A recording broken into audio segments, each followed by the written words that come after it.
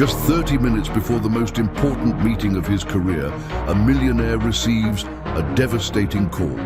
The translator specialized in Japanese has suffered an accident and cannot attend.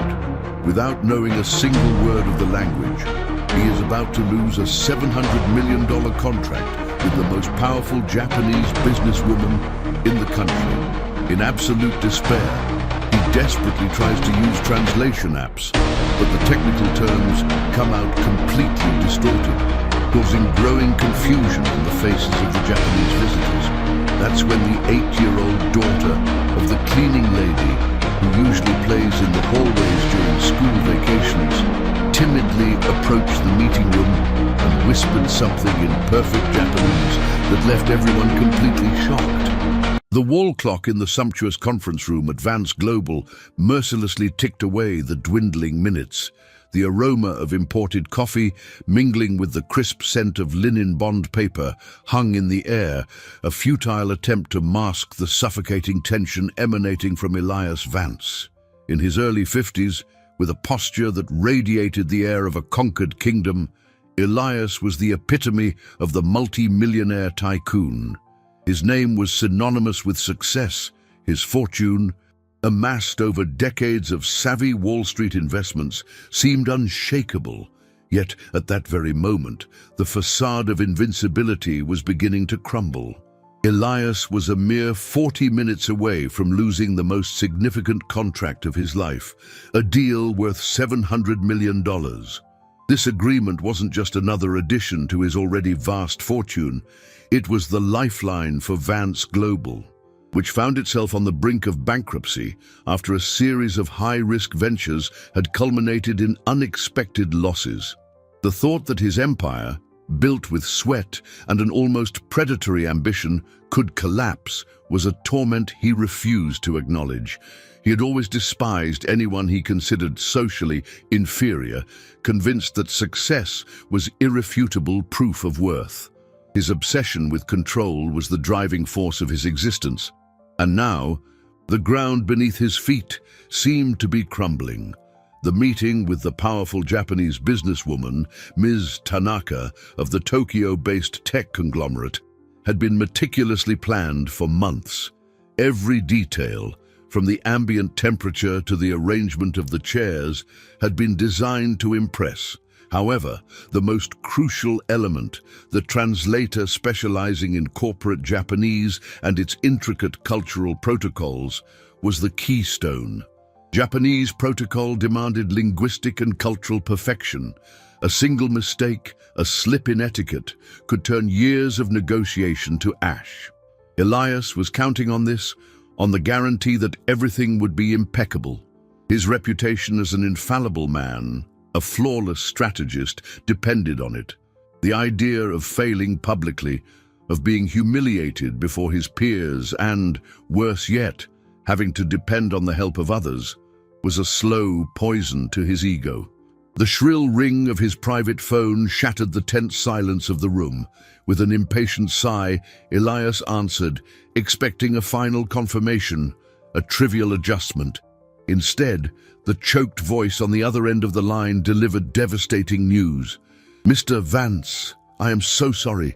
A grave family emergency.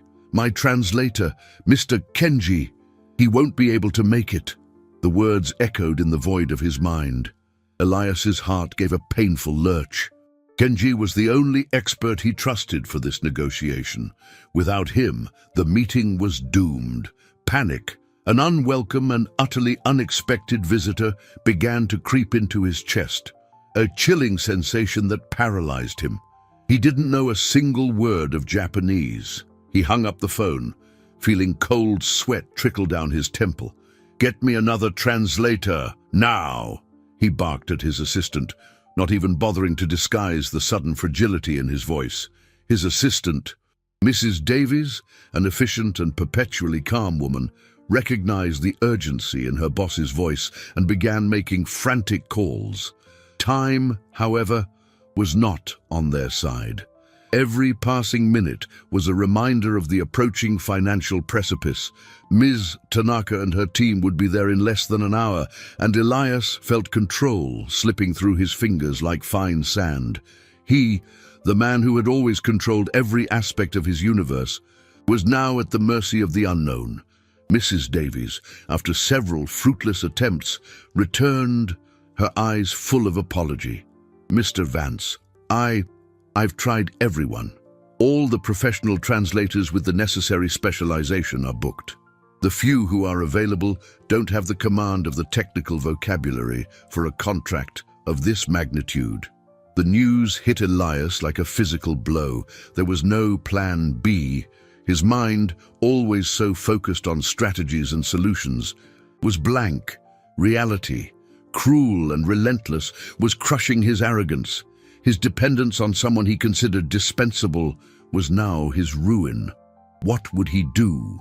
How could he save his empire? Elias stood up abruptly, pacing the room, his thoughts a dense fog of despair. The polished gleam of the mahogany table reflected the light, but he saw nothing but the abyss opening before him.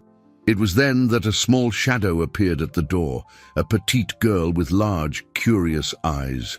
The cleaning lady's daughter, who always accompanied her mother to work. Elias, his mind in tatters, barely noticed her. The child, however, was there, watching his every move, absorbing every word of his silent desperation. The door opened again, and Mrs. Davies, her voice low and cautious, said, "Mr. Vance, Ms. Tanaka is arriving. Her car just pulled up." Elias felt a chill run down his spine. Time was up.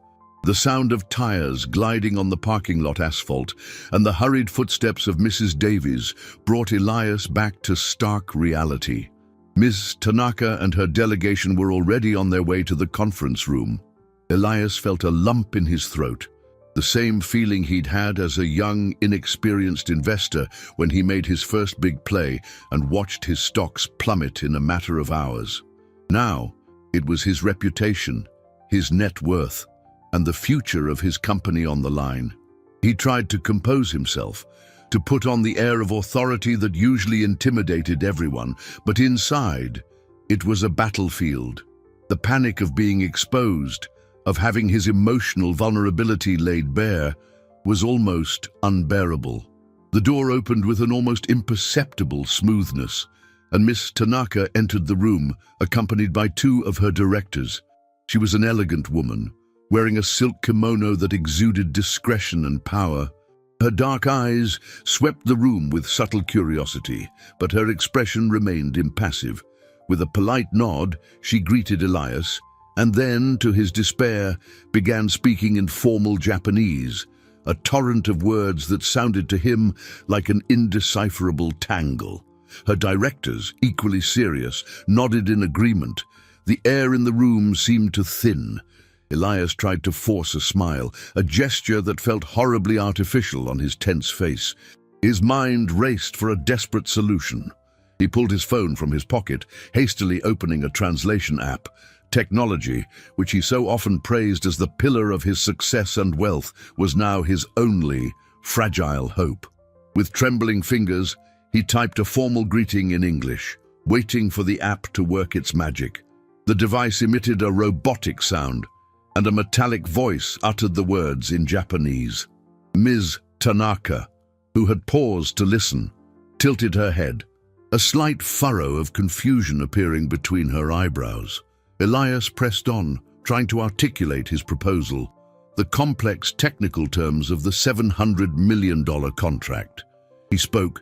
The app translated with a voice that seemed to come from another world, and the expressions on the faces of the Japanese executives shifted from confusion to increasingly evident displeasure. The nuances of the language, the subtleties of etiquette that Kenji mastered so well, were completely lost in the robotic translation. Crucial phrases about profits, dividends, and cash flow were transformed into a jumble of disconnected words, meaningless in a business context. The silence that followed each translation was heavy, laden with unspoken disapproval. He felt his face grow hot, humiliation bubbling under his skin. His castle of arrogance was being assaulted at its very foundations. It was then that the small shadow reappeared. The girl, whom he had dismissed with such irritation minutes earlier, was standing near the door, watching the scene with a seriousness unusual for her age. She approached slowly, her small steps almost inaudible. Elias, immersed in his torment, barely noticed her. Ms. Tanaka, however, saw the child, a slight, almost imperceptible, easing in her rigid posture. The girl stopped a few feet from the Japanese businesswoman and, to everyone's astonishment, bowed in a deep, graceful reverence. Then, in a soft, clear voice, she uttered the words Elias would never have expected to hear from a child, let alone under these circumstances. "Konnichiwa, Tanaka-sama. It is an honor to have you in our office. May this meeting bring prosperity to both our sides." The words were spoken in flawless Japanese, not the robotic, stilted Japanese of the app, but a formal, respectful dialect, filled with a musicality only a native speaker could possess. The room fell into absolute silence. Elias felt his heart pound, not with panic, but with stunned disbelief. He looked at the girl, then at Mrs. Tanaka, the Japanese businesswoman, who until then had maintained an expression of cold courtesy. A formal smile that never reached her eyes was now smiling openly, a genuine, warm smile that completely transformed her face. She bowed slightly in return and, to Elias's bewilderment, began conversing with the child in a kind tone, entirely different from the formalism she used with him.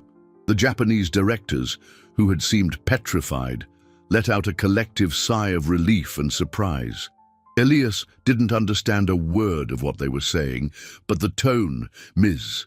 Tanaka's relaxed expression, was unmistakable. The cleaning lady's daughter, whom he had scorned moments before, was conversing fluently, with astonishing naturalness. With the Japanese executive who held the fate of his empire, the contrast between his own ignorance and the unexpected competence of this girl was a slap in the face, a shock that rattled every fiber of his arrogance. The future of his $700 million business now seemed to depend on an 8-year-old child. Ms. Tanaka, still smiling at the girl, turned to Elias and, with a gesture, indicated that the child should sit next to her.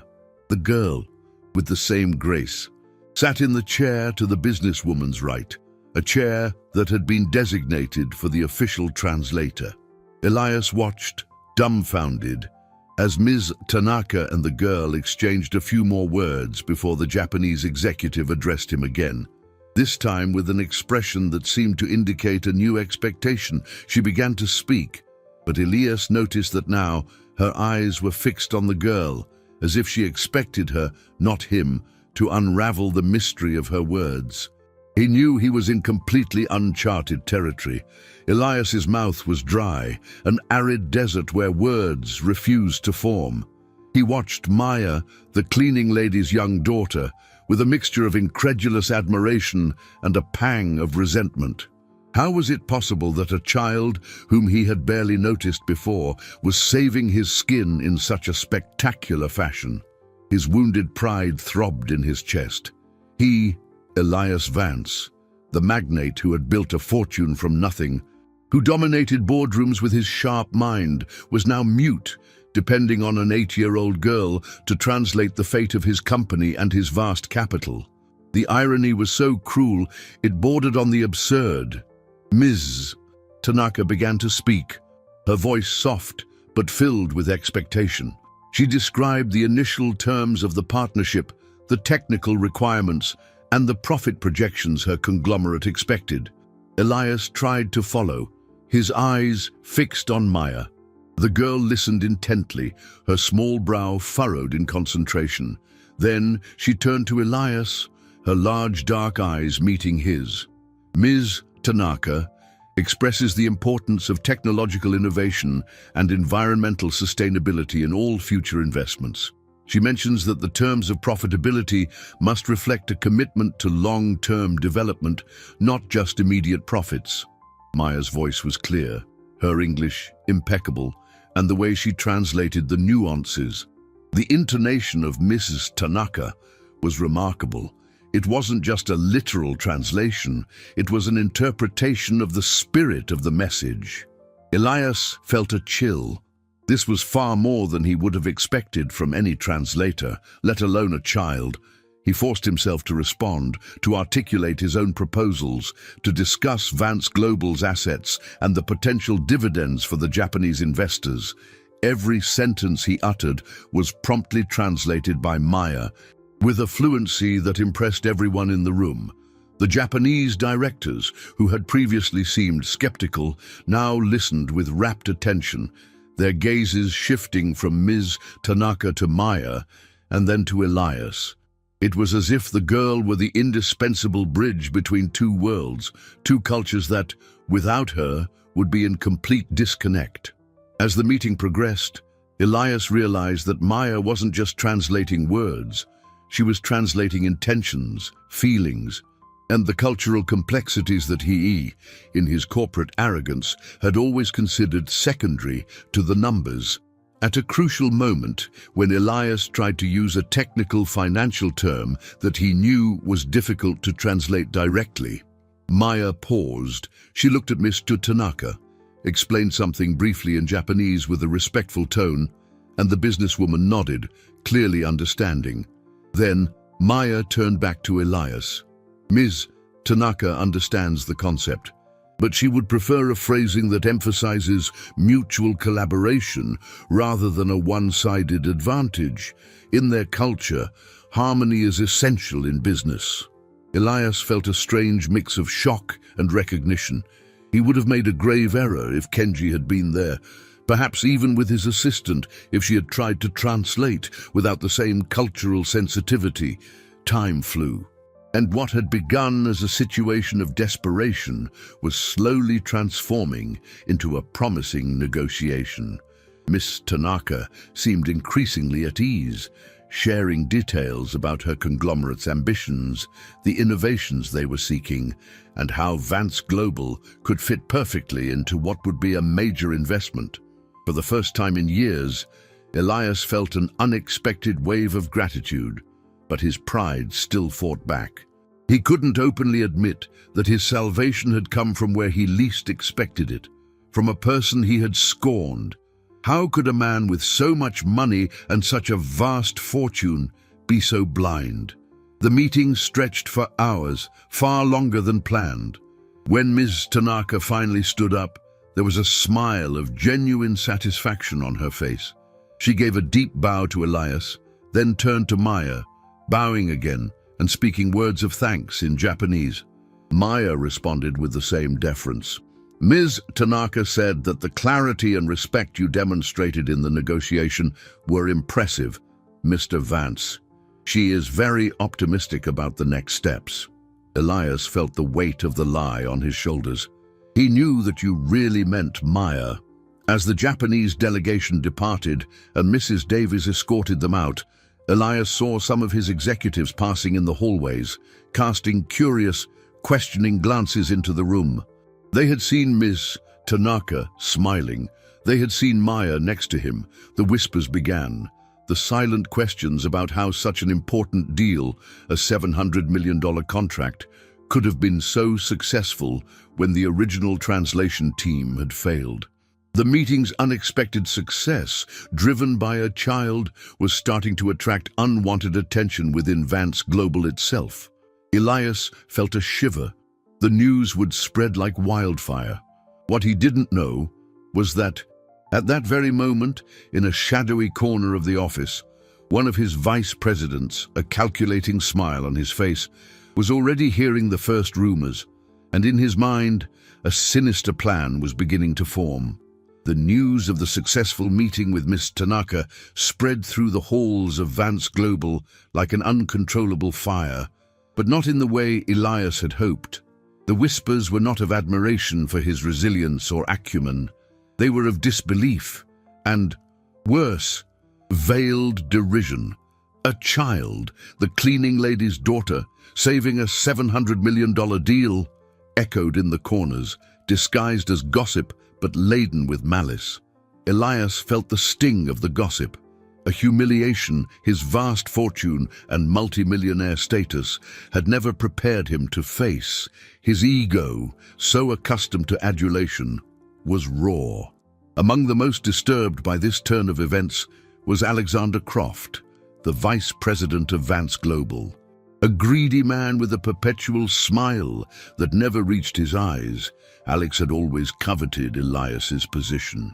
He saw himself as the true heir to the fortune and power Elias had built. For him, Elias's failure would be his ascent. The idea that a young girl, and the daughter of an immigrant at that, could be the key to saving the company was a personal insult. If Elias succeeded, Alex would lose his chance to usurp the throne. His gaze was cold, his thoughts a web of intrigue. Alex began his smear campaign subtly, planting seeds of doubt in seemingly casual conversations. Of course, the deal was closed, but were the cultural nuances really understood by a child? Isn't it possible Ms. Tanaka acted out of pity or a misunderstanding? He would insinuate to other executives, some of whom were equally envious of Elias's position. Imagine what this does to the company's image, depending on a little girl. What kind of message does that send to our shareholders, to the people who invest in us on the stock market?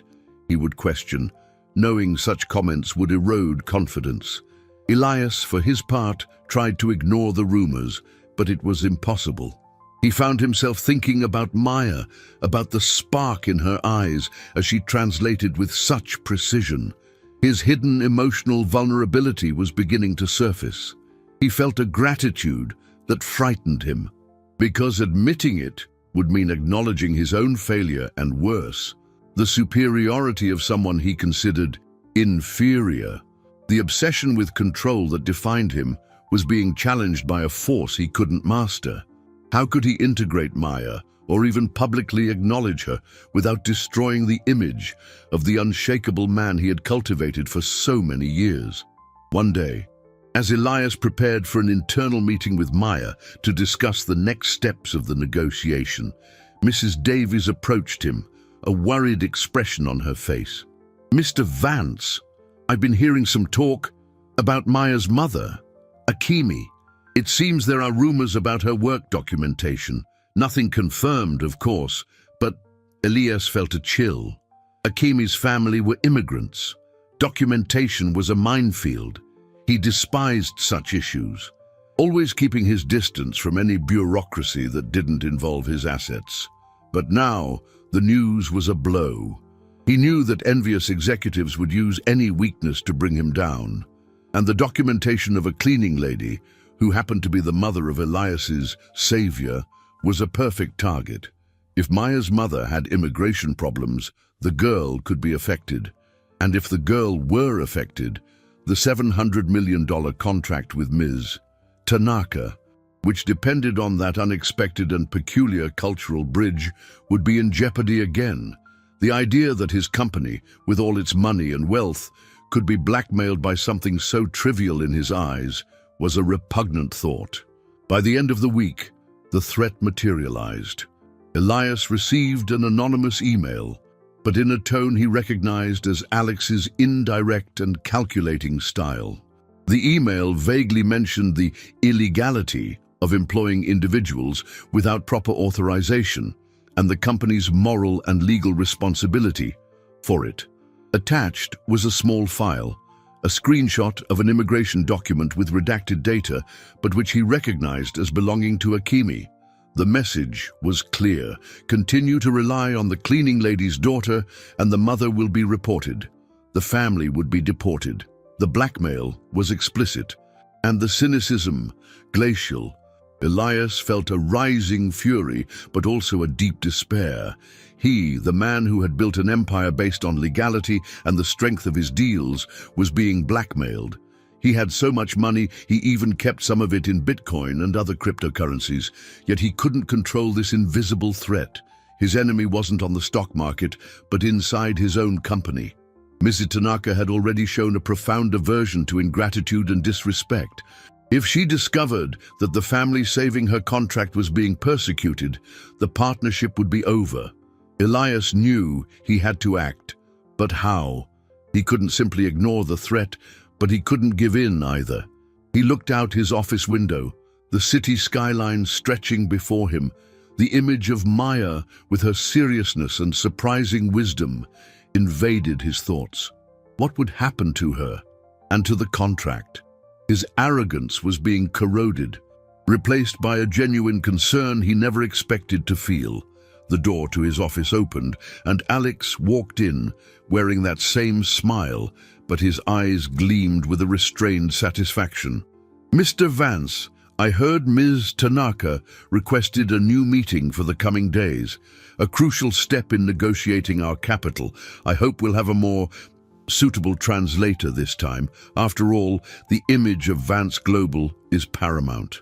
The tone was innocent, but the veiled threat was unmistakable.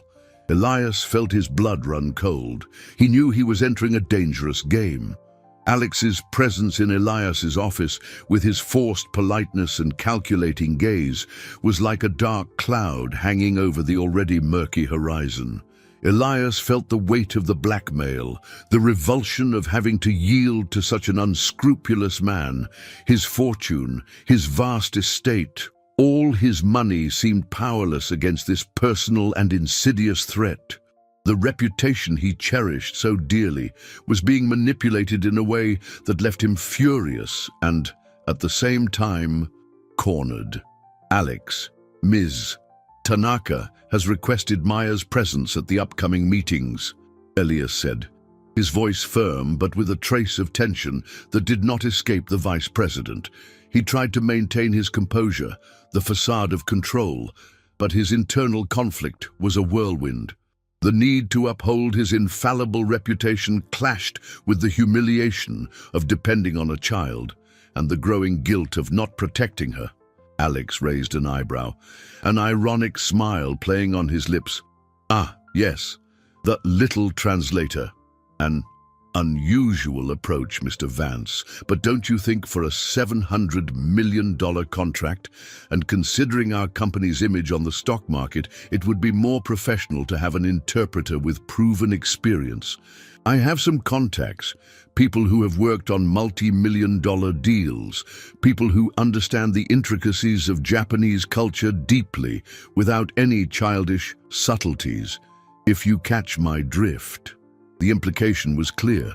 Maya was a child, incapable of handling the seriousness of business, and the proven experience Alex was offering was, in fact, a trap. Elias felt a chill run down his spine. He knew Alex wasn't offering help. He was setting the stage for his own show of sabotage. The vice president wanted to take control of the negotiations, not to save the company, but to sink it and, with it, Elias's reputation. The next day, Alex's strategy became painfully evident. He called a meeting with Elias and, with the demeanor of someone solving a pressing problem, announced that he had hired 2 new translators.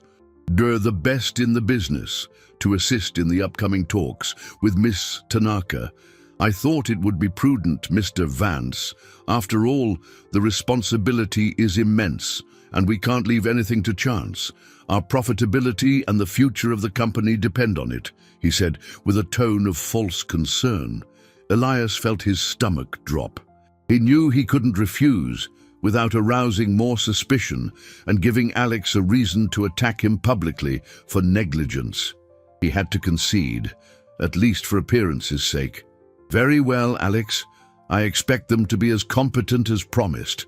But Maya will remain on the team. Miss Tanaka seems to have established a connection with her, and that is a valuable asset in Japanese culture." Alex just smiled, a smile that didn't reach his eyes. He already had his pawn on the board. The meetings with the Japanese team resumed, and the presence of Alex's new translators was a constant source of tension. They were visibly less experienced than Kenji, and their lack of familiarity with the technical vocabulary and cultural nuances was glaring. Elias watched, his heart sinking, as the mistakes piled up. Terms about financial applications, investment funds, and treasury bonds were translated inaccurately, causing moments of awkward silence and puzzled looks from the Japanese team. At one point, one of the translators, a young man with an arrogant air, made a grave error when translating a proposal about the distribution of income and future interest. He interpreted a suggestion of flexibility as a rigid demand, which caused visible discomfort for Mrs. Tanaka and her directors. It was Maya who intervened, discreetly whispering something in Japanese to Ms. Tanaka. The Japanese businesswoman nodded, relieved, and Maya then turned to Elias. She said the intention was for an open dialogue about the options, not an imposition. They are seeking an agreement that benefits everyone, harmoniously. Elias felt a mix of relief and fury. Maya's intervention had saved the situation, but it had also exposed the incompetence of Alex's translators. The vice president, noticing the blunder, tried to cover it up, but Ms. Tanaka's glance at him, though brief, was one of suspicion. She had noticed the error and the attempt to conceal it. As the days went on, the mistakes from Alex's translators became more frequent. They translated terms about gold and cryptocurrencies so literally that they lost all meaning in the financial context. The vice president, with his feigned diligence, would offer to correct the interpretations, but his corrections only distorted the messages further, causing growing misunderstandings. Elias realized that Alex wasn't trying to save the situation. He was actively sabotaging the deal. He was selling confidential information to Japanese competitors, and the campaign against Maya and her mother was just part of a larger plan to destabilize the company from within, so he could take control. The man he had trusted with a part of his fortune was a traitor. The atmosphere in the meetings grew tense. Ms. Tanaka, always polite, began to show signs of impatience. Her looks toward Elias were questioning, as if seeking an explanation for the growing confusion. Maya, meanwhile, continued to be the voice of reason, the only one who could untangle the knots of miscommunication. But her presence and her undeniable competence also became a target for Alex, who saw the girl as the only barrier between him and his ultimate goal. Late one afternoon, as the Japanese team was leaving, Elias saw Alex approach Akemi, Maya's mother, who was finishing her shift. He was speaking in a low voice, and Akemi's face, usually so serene, was pale. Elias couldn't hear the conversation, but he felt a chill run down his spine. Alex was making his move. He wasn't content with sabotaging the negotiation. He was attacking the very family that, ironically, was saving Elias. The fate of Maya and her mother and the $700 million contract was hanging by a thread. Alex's conversation with Akemi left Elias with a knot in his stomach. The look of panic on Maya's mother's face was unforgettable, and Elias knew the vice president's veiled threat had materialized into something concrete.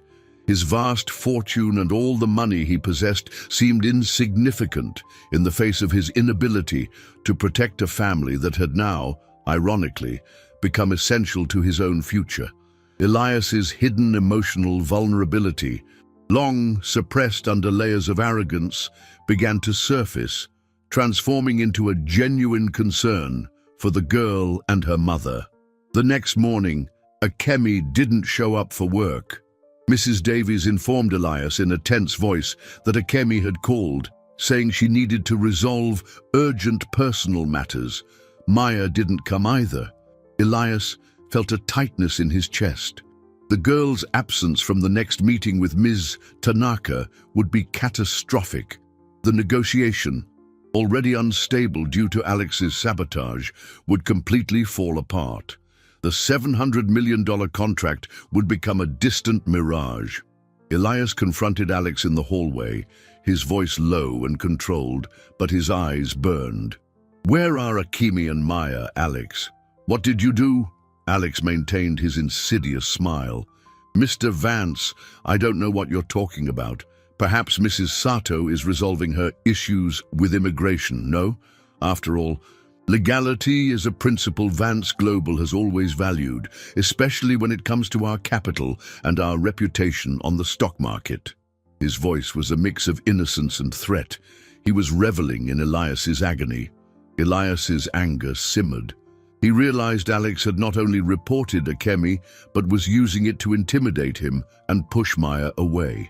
The vice president was willing to destroy the $700 million contract, the company's integrity, and a family's life to seize control. His own obsession with control was being completely challenged, and he felt trapped.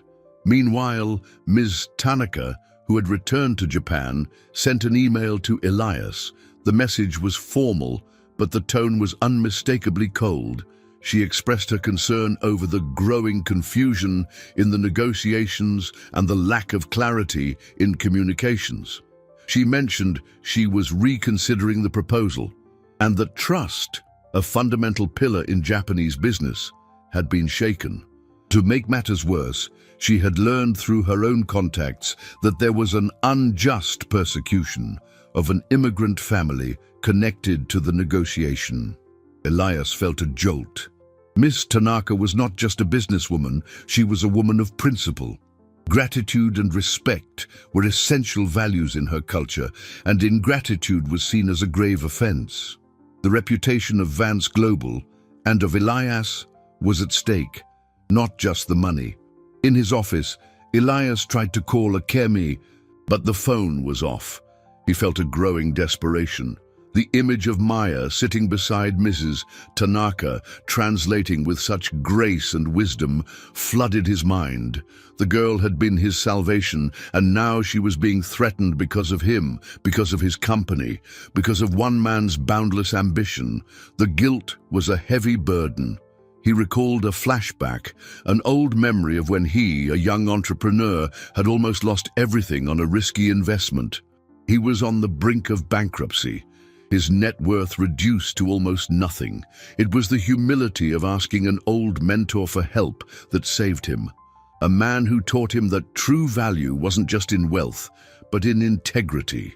Elias had long forgotten that lesson, replacing it with a blind arrogance. Now that same lesson was being presented to him again in a cruel and painful way. As the pressure mounted, Mrs. Davies entered Elias's office, holding an envelope. "Mr. Vance, this just arrived. It's an official notice from the Department of Homeland Security." Elias took the envelope, his hands trembling. He opened it, and his eyes scanned the unforgiving words. It was a notice of a formal investigation into Mrs. Akemi Sato and her daughter, Maya, with an order to appear for a hearing soon.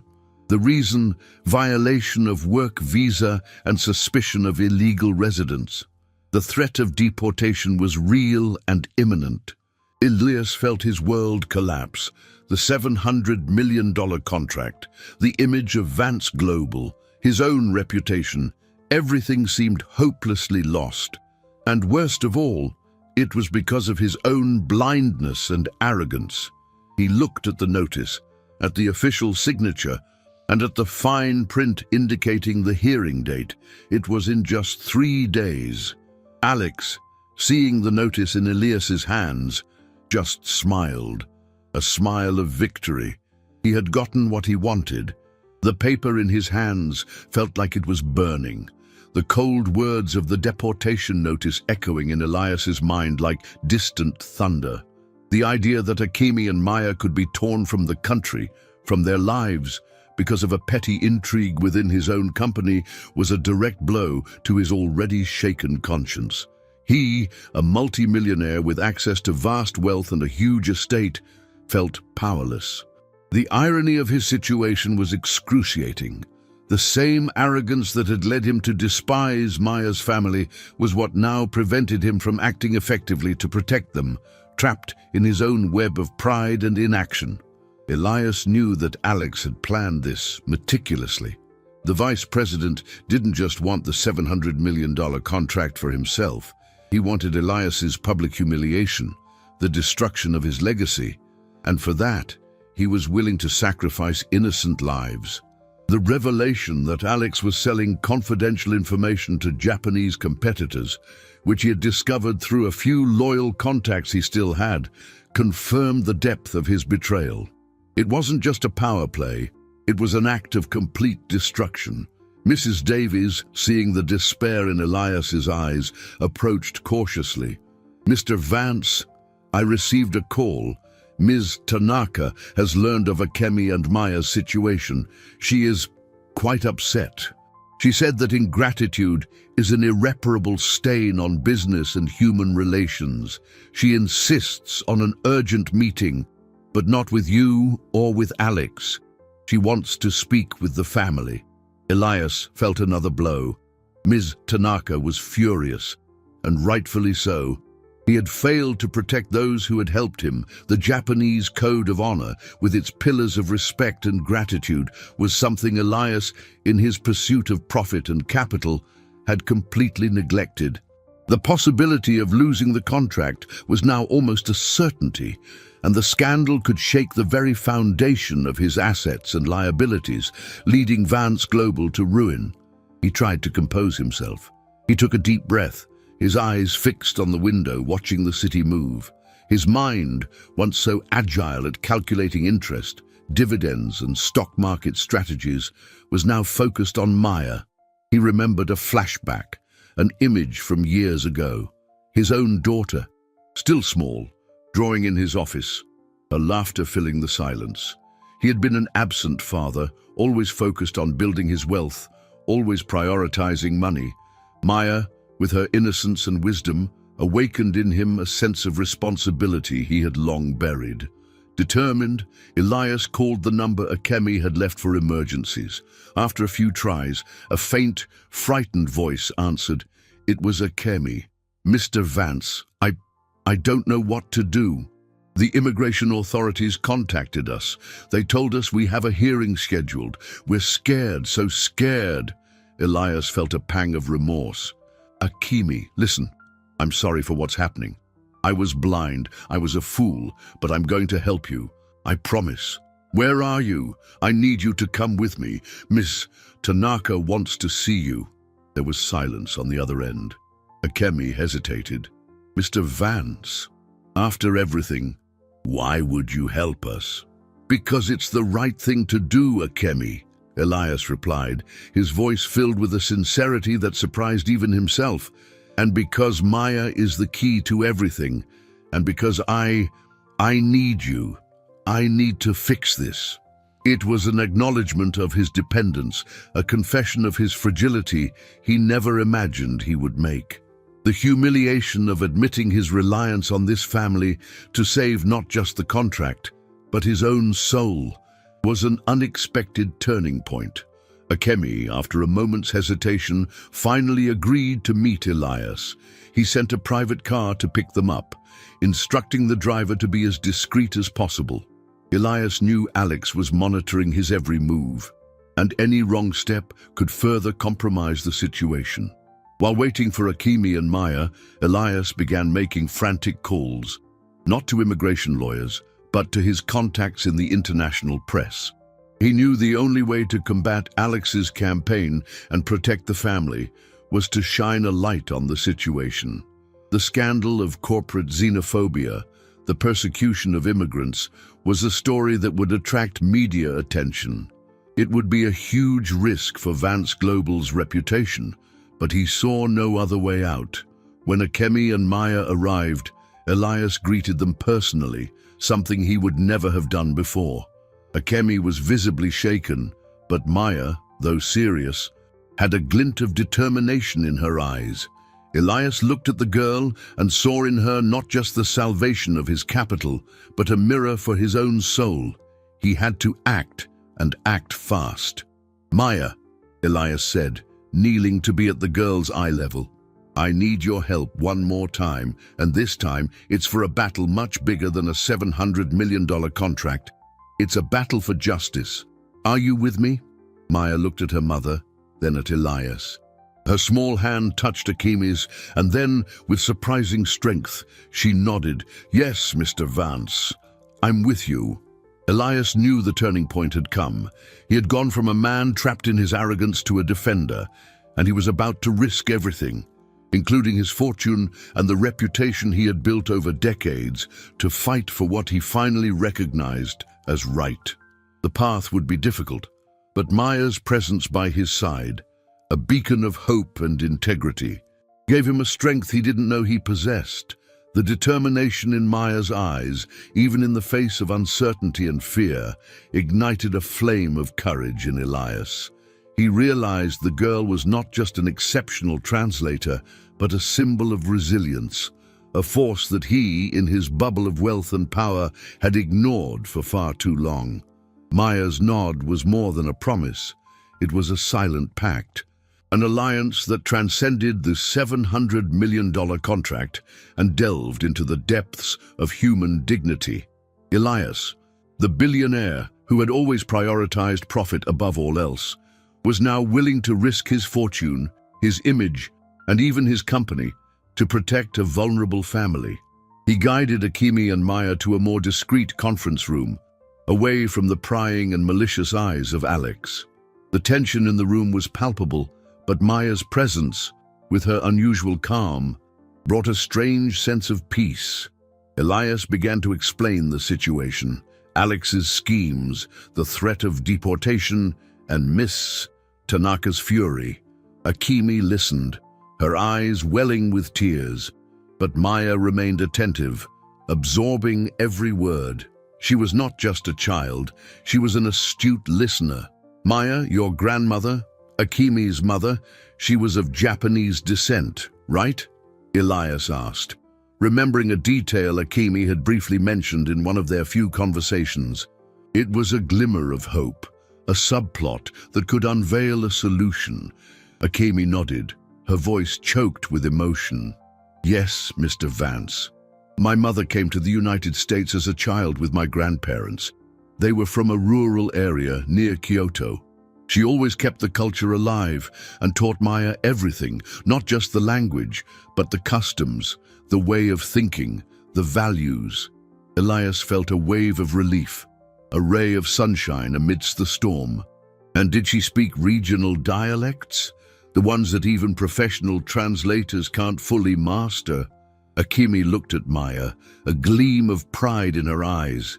Yes, my mother used to say they were the secrets of the heart, the words that reveal the true intention, the soul of people.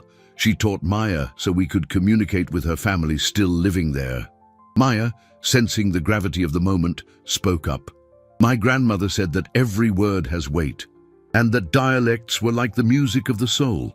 She taught me to listen not just to the words, but to what was behind them. Elias was stunned. The girl not only mastered the language, but also the deepest aspects of the culture, something that went far beyond any investment in language classes or expensive training for his executives. This was a heritage, a priceless treasure that Alex, in his blindness, could never even imagine. Elias realized this was the key to Ms. Tanaka, not just fluency in Japanese, but a deep cultural understanding, Maya's ability to connect on a level that transcended formalities. This explained Ms. Tanaka's smile, her affection for the girl. Ms. Tanaka wasn't acting out of pity, but out of recognition for a genuine talent and a cultural connection that was rare and valuable. We need to show this to Ms. Tanaka and to the world, Elias declared, his voice filled with a new determination. We can't let Alex and his smear campaign destroy this, and we can't let the immigration authorities take you. He spent the next few hours organizing the strategy. The plan was risky, but it was their only chance. He contacted his trusted lawyers, not to defend him from Alex, but to protect Akimi and Maya. He explained the situation, the blackmail, the sabotage. For the first time in a long time, Elias was being brutally honest about his failures and his dependence on others. His lawyers, accustomed to defending him in stock lawsuits and estate disputes, were surprised by their client's change of heart. Next, he contacted a renowned investigative journalist, someone he knew would not bow to political or financial pressure. Elias laid out the entire story, without omitting details about his own arrogance and Alex's schemes. The story was explosive. A billionaire who disdained immigrants now depending on a cleaning lady's daughter to save his $700 million empire, while a treacherous vice president tried to sabotage everyone. The journalist, sensing a bombshell story about corporate xenophobia and betrayal, agreed to investigate. The revelation that Alex was selling confidential information to Japanese competitors was the climax of the plot. Elias knew this information, combined with the story of Maya and her mother, would be the silver bullet to take down the vice president and, at the same time, draw the necessary attention to the immigration case. He felt strangely relieved, as if an immense weight had been lifted from his shoulders. The risk was enormous, but the need for justice was even greater. The phone rang. It was Mrs. Davies. "Mr. Vance, Miss Tanaka is on her way. She said she will not accept excuses and wishes to speak personally with Akemi and Maya." Elias looked at Akemi, whose face was pale, and then at Maya, who sat up straighter, a glint of determination in her eyes. The confrontation was about to happen. The future of Vance Global, of Akemi and Maya, and the redemption of Elias would be decided right there. Ms. Tanaka's arrival at Vance Global was like a bolt from the blue for Elias. The Japanese businesswoman, with her impeccable posture and serious countenance, emanated an aura of displeasure that Elias felt deeply. The smell of imported coffee in the conference room now seemed a bitter reminder of what was at stake. Not just $700 million, but the honor and integrity he, in his unbridled ambition, had neglected. The meeting with Akemi and Maya was, he knew, a decisive test. Ms. Tanaka was not there for formality. She was there to pass judgment.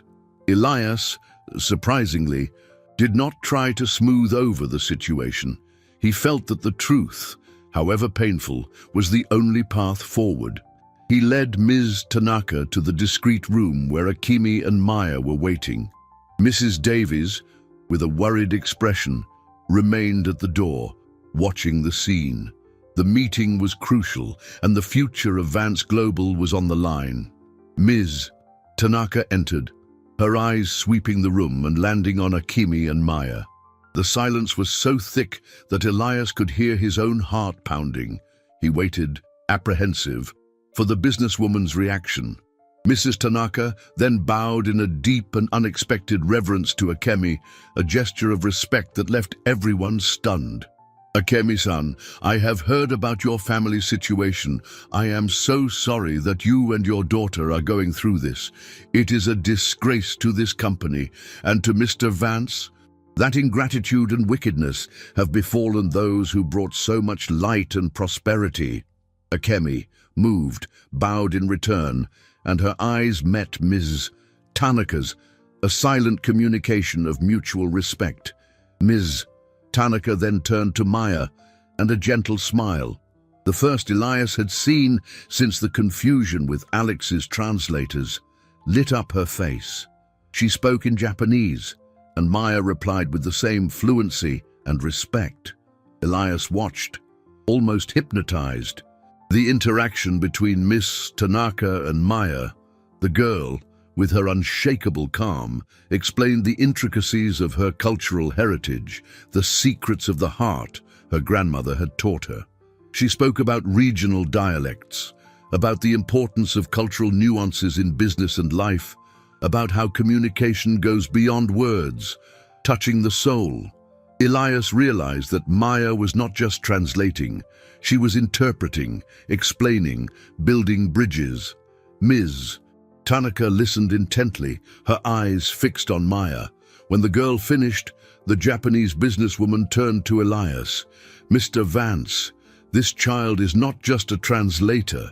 She is a bridge between cultures, a guardian of values that, apparently, some in your company seem to have forgotten. Her talent and wisdom are an invaluable asset. Ingratitude towards those who help us is a grave offense in our culture. The way your company has treated the Sato family is a stain that can hardly be erased. Her voice was firm, filled with a disappointment that Elias felt in every fiber of his being. He flinched, feeling the weight of his guilt. It was a moment of total vulnerability for him, the multi-millionaire who never allowed himself to show weakness. Miss Tanaka, there are no words that can express my regret. I was arrogant, blind, and negligent. I did not see the value where it truly lay. I allowed the ambition and malice of one of my executives to lead to the persecution of this family. But I promise you, Ms. Tanaka, that I will right this wrong. I will bring justice to Akemi and Maya, and I will save our contract, not for $700 million, but for honor. Ms. Tanaka looked at him intensely, weighing his words. Honor is something earned with actions, Mr. Vance, not just with words. Your vice president, Alexander, he tried to sabotage the negotiations. He sold confidential information to our competitors, and he was responsible for this persecution of the Sato family. Mrs. Tanaka's revelation confirmed Elias's worst fears. Alex was not just an ambitious traitor, he was a criminal. Elias felt a wave of fury mixed with a strange sense of clarity. Miss Tanaka was not just informing him, she was giving him a chance at redemption. She had investigated, she knew the truth, and by revealing it, she was empowering Elias to act. Alex's game was exposed. His plan to usurp Elias's capital and destroy his fortune was unraveling. Ms. Tanaka, I know everything, Elias said, his voice gaining strength. Alexander will be exposed, and everyone involved in this conspiracy will be held accountable. I have already contacted my lawyers and the press. This story will be made public. I will fight for justice for Akemi and Maya. Mrs. Tanaka nodded slowly, a faint smile forming on her lips. That is a good start, Mr. Vance. But true transformation begins when one looks within.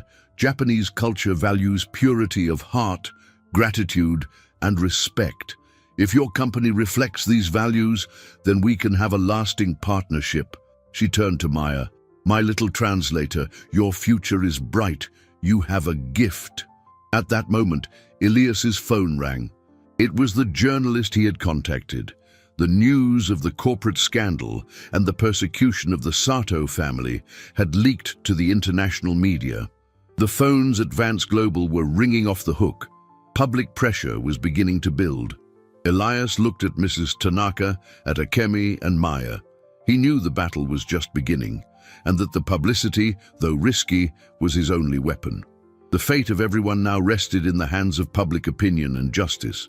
The news of the scandal at Vance Global, initially a whisper in the hallways, exploded in the international media with the force of a tsunami. Headlines screamed about corporate xenophobia, betrayal in the C-suite, and the story of a young immigrant heroine who saved a $700 million contract.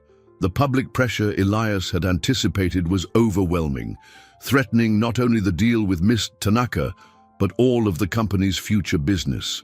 The value of Vance Global's stock began to plummet, and Elias's vast fortune, once so secure in assets, seemed vulnerable. Elias felt the weight of public judgment. Former investment colleagues who once adulated him for his wealth and ability to generate profit now shunned him.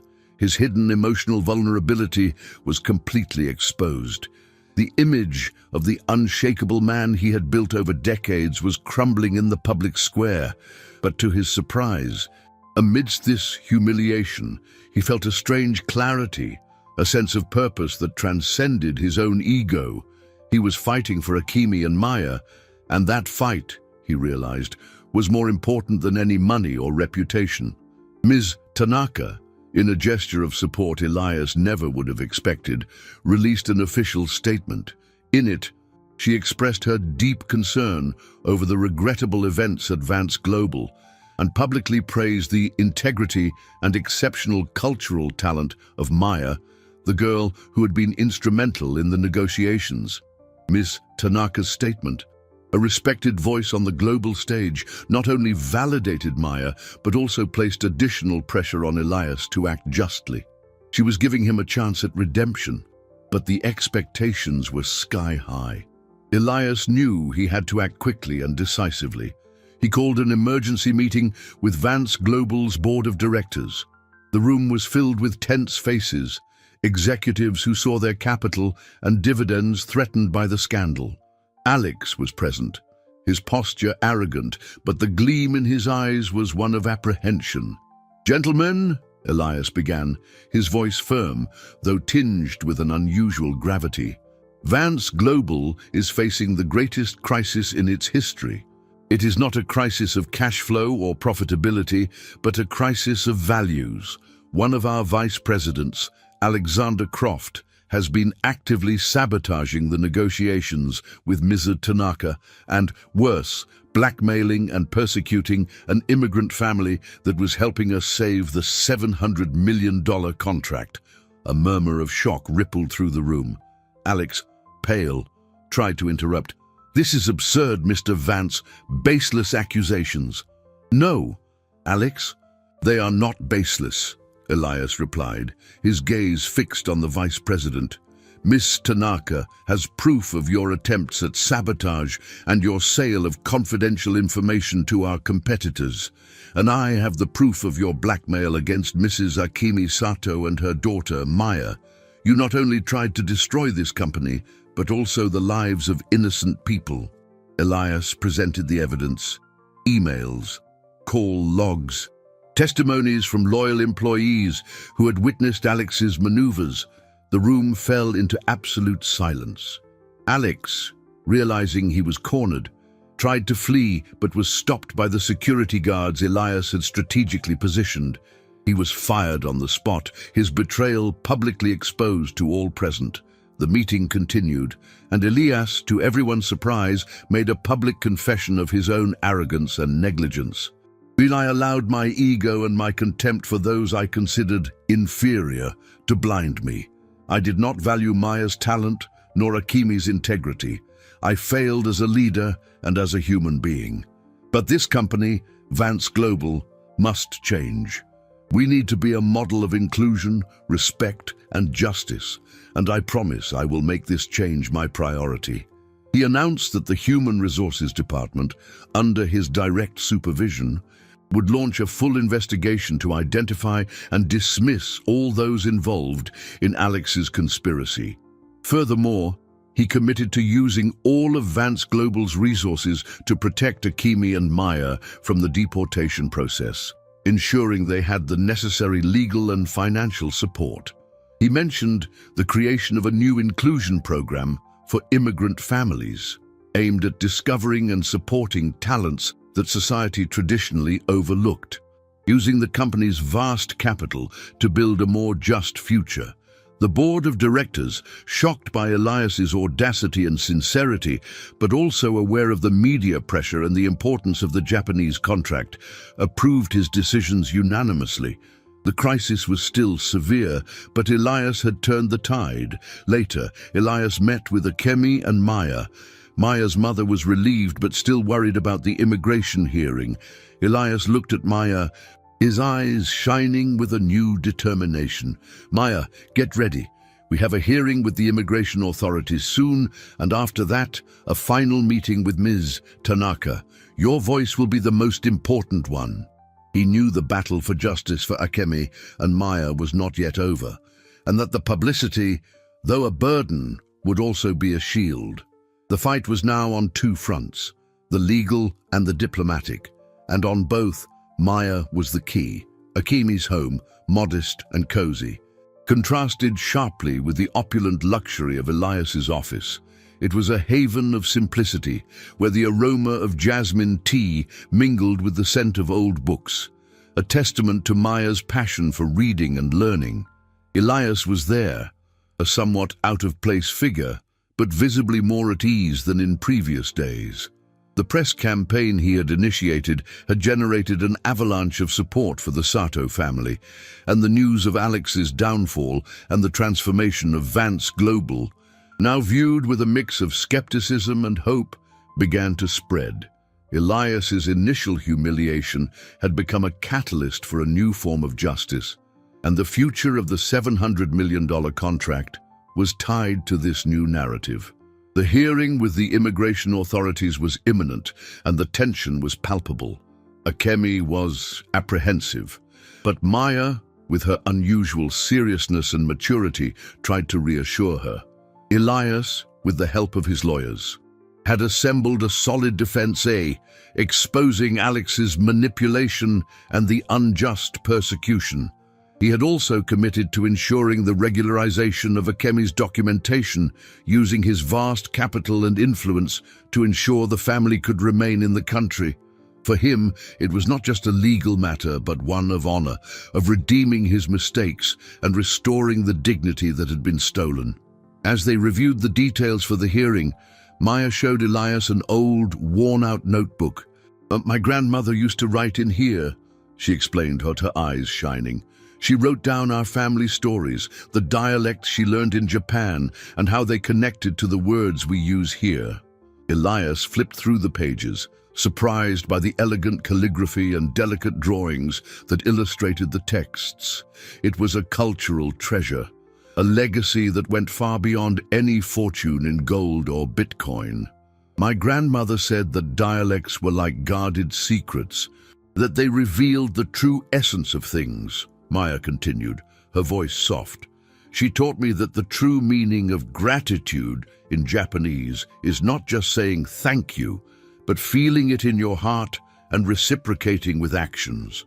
And the true meaning of respect is valuing the history and origins of each person. Elias felt a shiver. Maya's grandmother had taught her granddaughter not just the language, but a philosophy of life, a wisdom that he, with all his money and wealth, had never fully understood. The conversation continued, and Elias realized that Maya not only mastered specific regional dialects of Japan, those crucial for understanding the deeper nuances of the negotiations with Miss Tanaka, but also possessed an intuitive understanding of Japanese business ethics. Her grandmother, a descendant of Japanese immigrants to the United States, had passed on to Maya not just the language, but the cultural protocols and business etiquette that even Alex's professional translators did not possess. This unique competence, developed by translating for different Japanese families in her community, was Maya's true strength, an invaluable cultural asset. Maya, your grandmother was a very wise woman, Elias said, his heart heavy with the memory of his own daughter, with whom he had not taken the time to impart such profound teachings. He felt ashamed of his own superficiality. These secrets of the heart are exactly what Ms. Tanaka values. This is what will give us victory at the hearing and, more importantly, in the contract. He explained to Maya that the final meeting with Ms. Tanaka would not just be a discussion of financial terms and profitability. It would be a demonstration of values, of respect, and of gratitude. It would be the opportunity to show that Vance Global, under his new leadership, was not just a company driven by profit, but by ethical principles. The girl nodded, her eyes shining with an understanding that went beyond her years. The immigration hearing was a tense event. The room was filled with lawyers, immigration officials, and the investigative journalist Elias had contacted, ensuring the media was present. Elias, testifying with a sincerity that surprised everyone, took responsibility for the company's mistakes, exposed Alex's campaign, and defended Akemi and Maya with a passion he himself did not know he had. He presented the evidence of sabotage, Ms. Tanaka's testimony, and, crucially, Maya's cultural legacy, which proved her importance not only to the contract, but to the connection between the two nations. The immigration officials' decision was postponed, a step Elias considered a victory, given the gravity of the situation. It was a breathing space, valuable time to consolidate his defense and, more importantly, to prepare Maya for the final showdown with Mrs. Tanaka. The public pressure, the media coverage, and Mrs. Tanaka's intercession had opened a window, but the battle was not yet won. As they left the immigration building, Akemi and Maya were surrounded by journalists. Elias shielded them, his presence beside them a public declaration of support. He looked at Maya, who, despite her fatigue, held her head high. The girl had shown incredible strength and resilience, and Elias knew that the true climax was yet to come. The final meeting with Mrs. Tanaka, broadcast by international media, would be the stage where Maya would have to demonstrate her linguistic and cultural skills. The future of her family, the fate of the $700 million contract, and Elias's redemption depended on her performance. He felt a mix of apprehension and hope. The transformation of Vance Global was just beginning, and Maya was the star of this new chapter. The air in the Vance Global conference room was thick, charged with the anticipation of a historic event. Cameras from international networks were positioned strategically, flashes popped, and reporters whispered, their eyes fixed on the door through which the protagonists of this unusual saga would enter. Government officials, representatives of Mins, Tanaka, and the Vance Global Board of Directors occupied the front rows. Elias, visibly tense but with a new dignity in his posture, stood beside Akemi and Maya, a gesture of solidarity that would have been unthinkable a few weeks prior. The $700 million contract, once the sole focus of his existence, was now just one of many links in a chain of events that would culminate here. Ms. Tanaka entered, accompanied by her delegation, and the silence in the room deepened. Her eyes, which had once expressed disappointment, now held a mix of expectation and an almost maternal curiosity as they rested on Maya. She bowed slightly to Akemi and Maya, a sign of respect that resonated with the audience.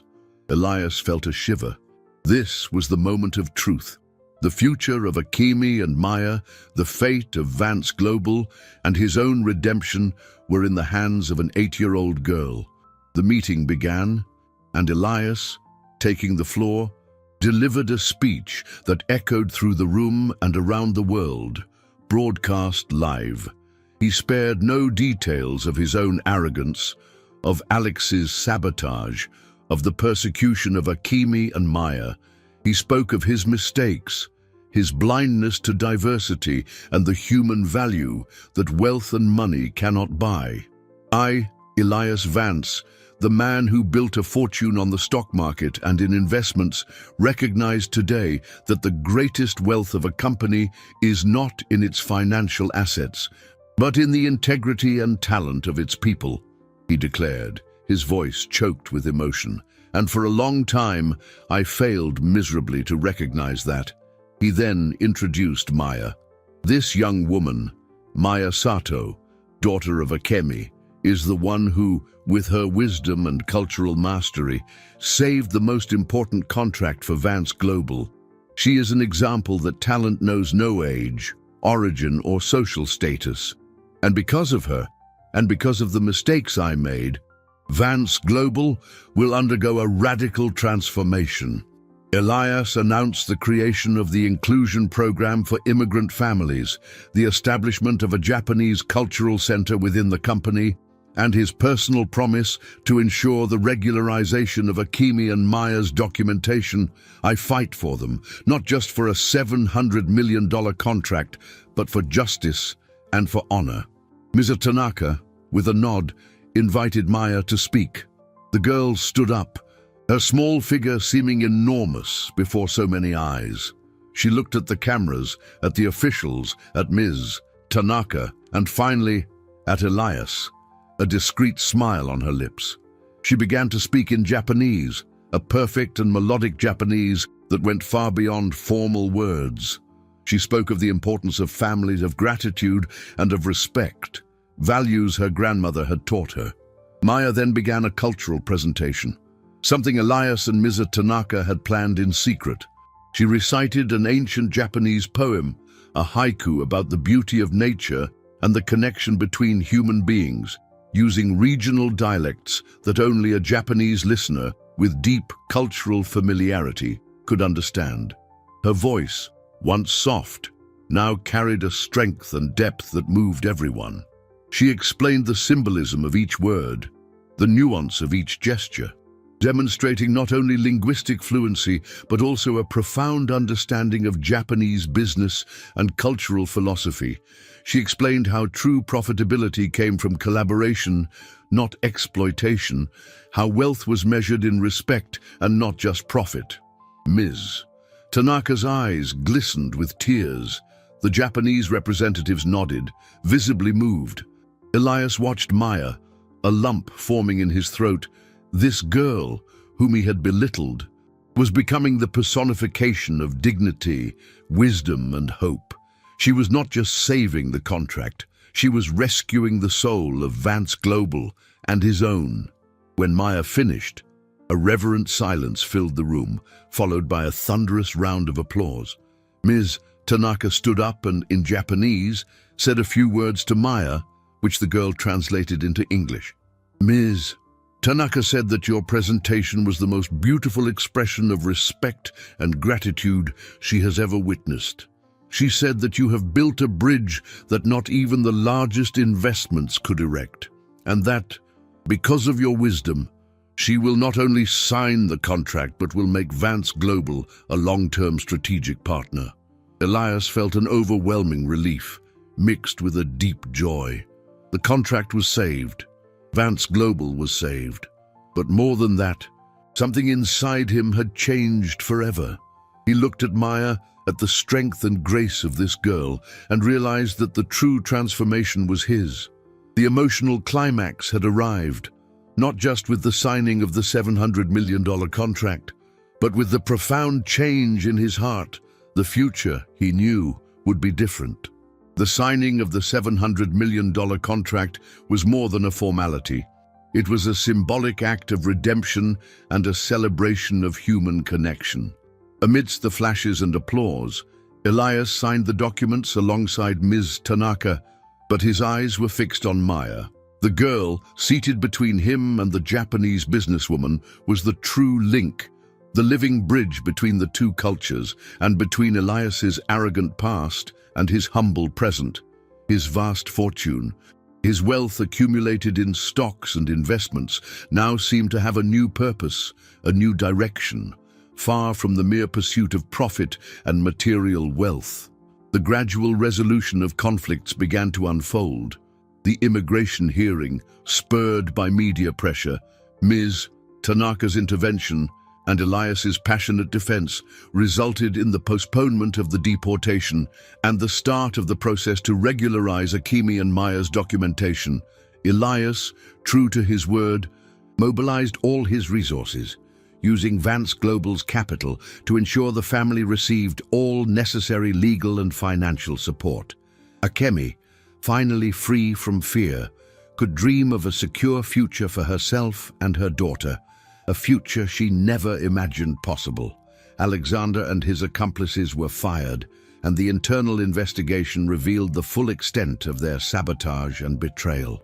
The vice president, with his plan to usurp Elias's power and destroy his fortune, was reported to the authorities and faced legal proceedings for fraud and corporate espionage. Vance Global, under Elias's reformed leadership, issued a public statement apologizing for the conduct of its former executives and reaffirming its commitment to diversity and inclusion.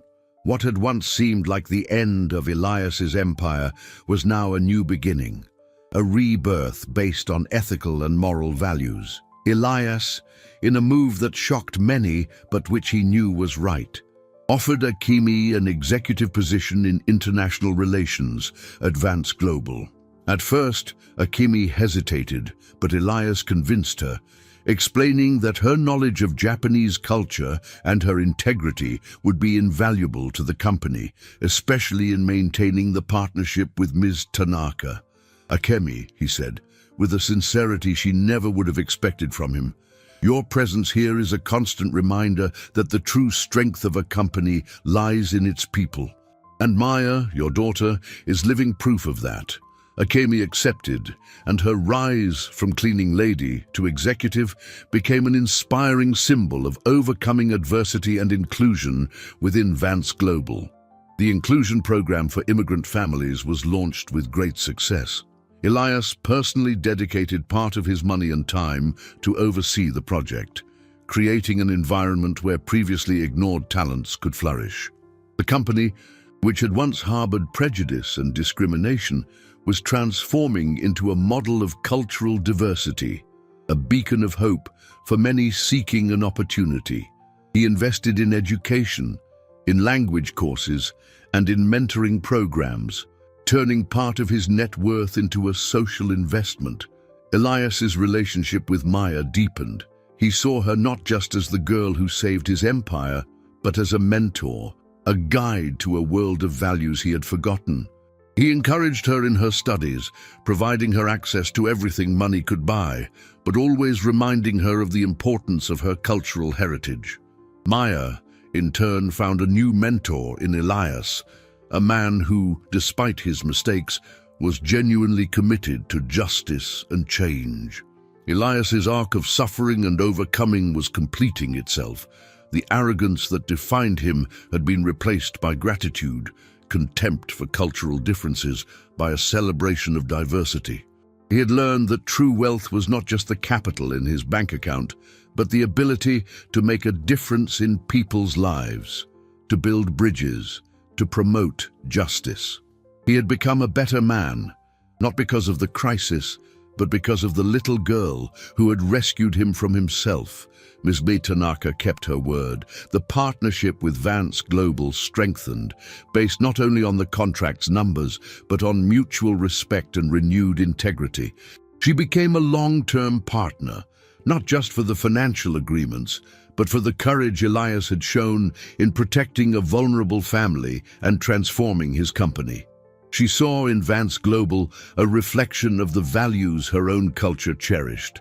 The lives of Elias, Akemi, Maya, and the future of Vance Global were intertwined, weaving a rich tapestry of learning and hope. The transformation was complete, and the story of a cleaning lady and her daughter, who dared to dream in a world of giants, had become an inspiration for all. The emotional resolution was evident, not just in financial success, but in the peace of mind Elias finally found.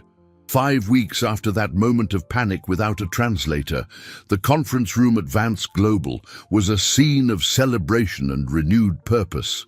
The scent of imported coffee, once mixed with tension, now exuded an atmosphere of collaboration and mutual respect. Elias Vance, the billionaire who had redefined his own meaning of wealth, watched the scene with a gleam in his eyes that reflected not only the success of his business, but the profound transformation of his soul. His fortune, once a symbol of his personal power, was now a catalyst for change and inclusion. The mahogany table, once a stage for tense discussions about capital and investments, was now adorned with flowers and small gifts. At its center, Maya, with a serene smile, was leading a new international meeting. She was not just the translator, she was the junior cultural consultant, a key part of Vance Global's new structure. Beside her, Akemi, with the dignity of her new position as an international relations executive, watched her daughter with a pride that radiated throughout the room. Her journey from cleaning lady to leader was living proof that talent and character transcend any social barrier. The meeting was with a delegation of South Korean entrepreneurs interested in a new joint investment with Vance Global and Ms. Tanaka's company. Maya, with her impeccable fluency and her command of Asian cultural nuances, navigated the complexity of the negotiations with the same grace and wisdom. she had shown with the Japanese businesswoman. She explained not only the terms of profitability and profit projections, but also the values of respect and collaboration that now guided Vance Global. What was once a tangle of technical terms and interest calculations was now a fluid and harmonious dialogue, driven by authenticity and cultural understanding. Elias felt immense gratitude for Maya. The girl who was almost deported for saving a $700 million deal had become the driving force of a new era at the company. Her linguistic skills, the deep cultural understanding her grandmother had passed down, were not just survival tools, but extraordinary gifts, capable of building bridges between cultures and transforming entire companies. She proved that true competence knows no age, origin, or social status. Vance Global, which once sought only money and unbridled growth, now celebrated diversity, inclusion, and the power of human talent in all its forms. The office, which once harbored prejudice and discrimination, had become a model of cultural diversity, a place where individual brilliance was valued and nurtured. Elias, in his moments of reflection, often thought about his own transformation. The obsession with control had been replaced by trust, arrogance by humility. He had learned that a true leader is not one who controls everything, but one who empowers and uplifts others. His net worth remained vast, but it was now used for social causes, for education programs, and to support immigrant families, a legacy that went far beyond any financial inheritance. The partnership with Ms. Tanaka thrived. The Japanese businesswoman, moved not just by the contract's numbers, but by the respect for integrity shown in protecting a vulnerable family, became an invaluable ally. She saw in Elias not just a business partner, but a friend, a man who had grown and learned from his mistakes. Mutual trust was the foundation of a relationship that promised to last for many years, generating not only profit and dividends, but a positive impact on the world. Maya, in her new role, continued to flourish. She became an inspiration to many, an example that the voice of a child, when filled with wisdom and courage, can move mountains. She saw herself as a weaver of cultures, connecting people and companies, showing that diversity is a strength, not a weakness. Her future was bright, full of possibilities, and she knew she was just beginning her journey. The story concludes with the image of Elias watching Maya in action, a soft smile on his lips. The path had been arduous, full of challenges and unexpected turns, but the reward was immeasurable. Vance Global was no longer just a corporation. It was a community, a place where humanity and ambition could coexist in harmony. The message was clear. Sometimes, saviors come in the most unlikely packages, and true competence knows no age, origin, or social status. Life, after all, is a journey of continuous learning, and the greatest wealth one can accumulate is not in dollars or euros, but in the ability to transform oneself and to touch the lives of others in a positive way.